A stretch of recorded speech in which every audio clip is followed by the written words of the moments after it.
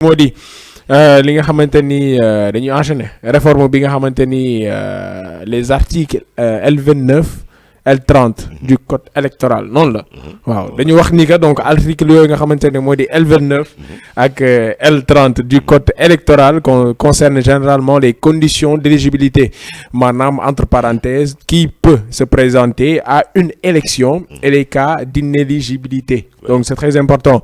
Donc le débat actuel est sous tension car les modifications peuvent exclure certains candidats, notamment ñi nga xamante ni sont les candidats liés à des condamnations judiciaires, influence boo xamante ne day nekk influence directement sur les prochaines élections. Mais am na beneen point boo xamante ni moo di création de tensions politiques entre la majorité ak l'opposition.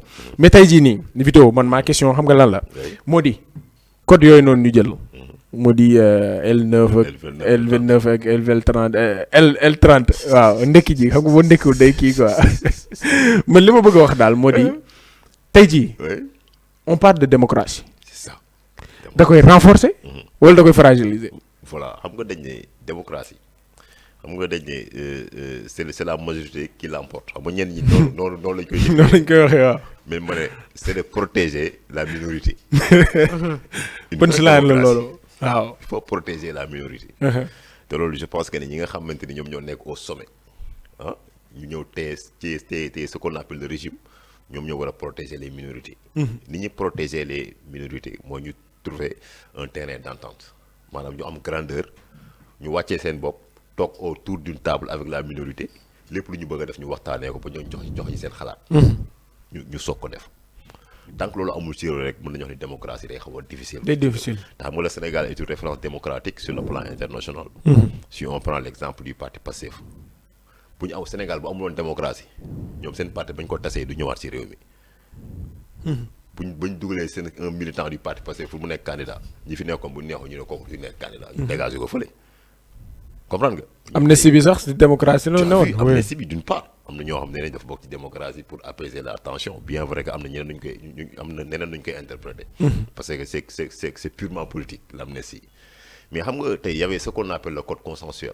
de 1992 par le biais de Kéba Mbaye. parce qu'il y avait une crise politique en 1988 crise bu garaaw a garaaw ñu ñëw def un code électoral. mu nekkoon un code consensuel quoi maanaam boo déggee code consensuel mooy opposition ak pouvoir ñoom ñoo toog waxtaan.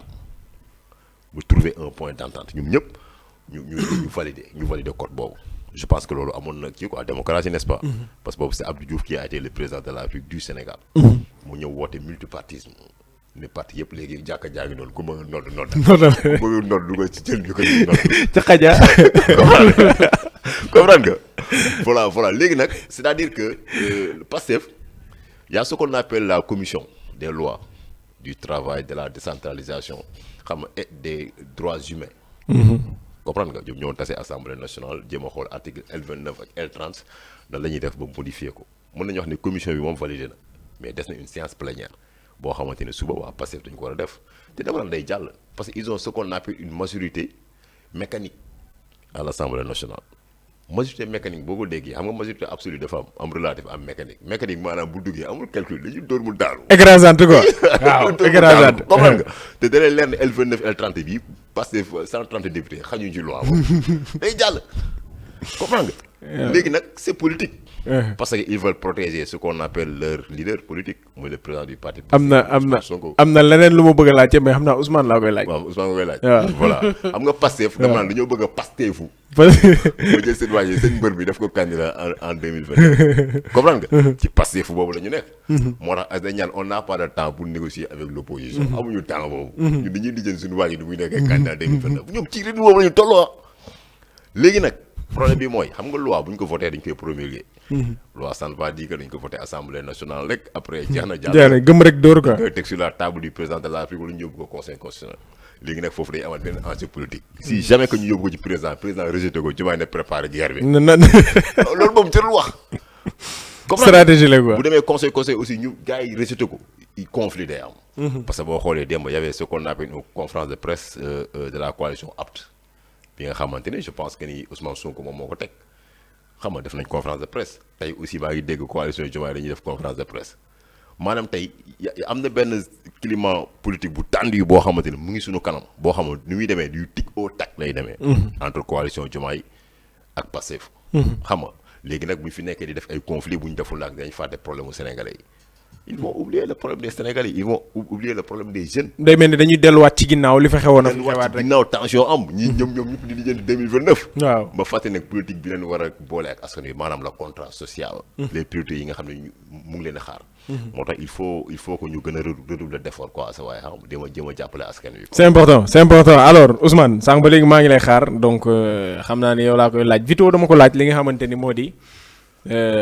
Article L29 ak L30 démocratie la wala leneen la nekkul démocratie mais yow waaw non man xam naa ni non ngay wax mais man leneen laa lay laaj xool gis nga nee na ma non te laaj ko man li ma la bëgg a laaj moo di tey jii nii article bi bu ñu ko déggee on pense que c'est général maanaam ñëpp a ci taq mais bu ñu xoolee ba ci biir est-ce que nekkul ni dafa am ñu ñuy viser mooy comme li Vito di wax maanaam dañuy protéger am na ñoom dañuy protéger seen bopp mais dañuy viser ay personnes yoo xamante ne leer na leen ne ñii loi bi bu jàllee ñii moom duñ ay candidats potentiels lañ maanaam pour jël présidentielle bi. mais ñoom duñ bokk. maanaam dañ leen écarter carrément. Ndiaga. ñii xam nga kan la ñuy protéger. Ousmane Sonko saa yi wax ji de leer na moom il faut ñu wax ji mu leer. quoi parce que tamit on peut pas concevoir loo xamante ni peut-être te ay affaire de justice la xam nga nit tey buñ la taxalee dara. da ngay dem nga leeral sa bopp nga setal sa bopp nga dem taxaw ne lii defuma ko. ku moom loolu. Ousmane Sonko. luñ ko taxal. non bari na ay dossiers yuñ ko épinglé mbirum Adji Sarr jaaroon na fi. loolu ak kii Mame Mbaye Niang yeneen dossiers yi nga xamante ni war nañ ko tegaat ci table bi yooyu xamante ni moo la permettre yow nga nekk li nga xamante ni moom mooy candidat. léegi peut-être conflit am na Diomaye Sonko xam nga duo lañ doon wax. dualité Diomaye Sonko.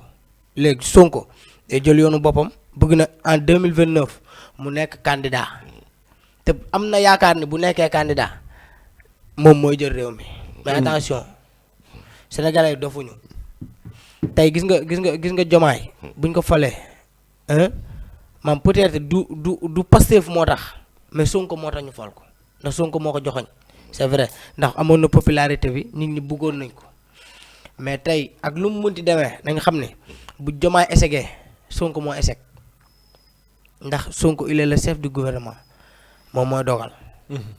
moom mooy wax lii ñu def lii tey bu échec amee rek ne jàpp ni moom moo échec d'abord imagine ñu jox la 5 ans nga échec en 2029 nga ne yow da ngay ñëw nga nekk président teew 5 ans yi échec nga si ba pare sénégalais yi dañuy def remise en question de dañuy xoolaat peut-être nii luñ ñu waxoon gisuñu si dara beneen bi mooy nga projet de loi ñoom xam nañu ni. bu ñu ko yóbbee assemblée ñoom ñoo am majorité day jàll léegi la fekk muy jàll moo tax keroog ba ñu waxee wàllum amnistie ba léegi nanguwuñ see wax nañ andiwaat amnistie andi loi boobu loi d'amnistie bu ko defee ñoom farba génn Macky Sall pourtant wax na ko nee nañ andi loi d'amnistie ñu xool ñi nga xamante ni ñoom ñoo deewoon ci 2023 2024 ñu situer les responsables ak ku munti doon ndax xam ne loi amnistie bu ñëwaatee ñi nga xamante ne ñu delloowaat ko quoi waaw. oui ñi nga xamante ne ñoom ñoo demoon kaso dañuy delluwaat kaso sauf le président. waaw ndax président il est le chef suprême. moom moo nekk ci kaw a kaw mais à part le président keneen ku ci demoon kaso da nga delluwaat. après nag léegi ñu xool responsabilité ñan la ndax tamit bu ñu fàtte ni ay moor yu bëree bëri ñoo am te ñooñu dee aussi dañoo am wajur dañoo am famille dañoo am lépp te seen famille aussi ñu ngi réclamer pour ñu xam ñan ñoo def mbir mi ñan ñooy les responsables nañu bàyyi xel loolu beneen bi aussi mooy ñun suñu réew pour ñu avancer day xaw a metti xam nga la moo koy metti Ndiaga mooy ñun dañuy war a nekk ci benn priorité du ñu nekk ci priorité mais dañuy fexe ñun tey lu ñu war a def tey duñ ko def. mais ñu ngi xalaat lu ñu war a def en 2029. teew tey mu am ay problème yu méttee métti yu nekk ci biir réew mi problème yu bëree bëri yoo xamante ni war nañ ko am mën a régler gouvernement bi war na seet taxaw mais taxaw ñoo instant la lañ nekk mooy nan laay def ba nekk candidat 2029. te xamoo ba xam ñaanu ma ko yàlla na ko ñëpp fekkee mais xamoo ba xam 2029 dina la fekk am déet mais 5 ans yi nga xamante ni nekk gum nga au pouvoir yaa ngi def 3 ans ou 2 ans yoo xamante ni tey peut-être ay réalisation gisaguñ ko ci yow nit ñi di la xaar foofu nga yow ngay xalaat 2029 y'a problème buñ buggee am développement nañu fexe li nga xamante ni moom mooy déjà présent ñu nekk si boo nekkee si li nga war a nekk tey suba askan wi ñoo lay falal seen bopp mais du yow yaay prétendre suba pour nga jéem a falu.